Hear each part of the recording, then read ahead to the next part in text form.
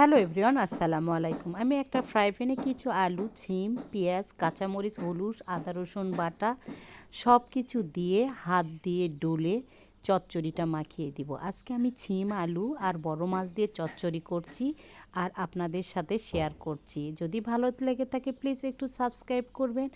চচ্চড়ি হচ্ছে মাখানের ওপর, আপনি যত মাখাবেন ডলে ডলে তখনই ভালো লাগবে। ডলে মাখানোর পরে আমি কিছু বড় মাছ দিব, বড় মাছ দিয়ে আজকে চচ্চড়ি করব। আবার মেখে নিব, মাখানো হয়ে গেলে ওপর থেকে দেব কিছু টমেটো, বেশ পাকা পাকা টমেটো একটু বেশি করে দিলেই ভালো লাগে। টক টক চচ্চড়ি খেতে বেশ মজা লাগে।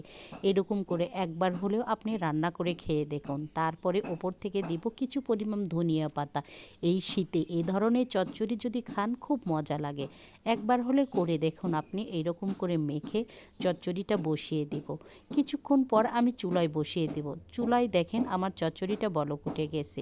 একটু পানি বেশি করে দিই, খুব কমও দিই না আবার বেশিও দিনে, পরিমাণ মতো আপনারা পানি দিবেন, দিয়ে নেড়ে চেড়ে দিবেন। কিছুক্ষণ পর পর একটু ঝাঁকিয়ে দিবেন যেন নিচে লেগে না যায়। আর হয়ে গেল আমার সিম আলু চচ্চড়ি বড় মাছ দিয়ে। কেমন হয়েছে? ভালো লাগলে প্লিজ লাইক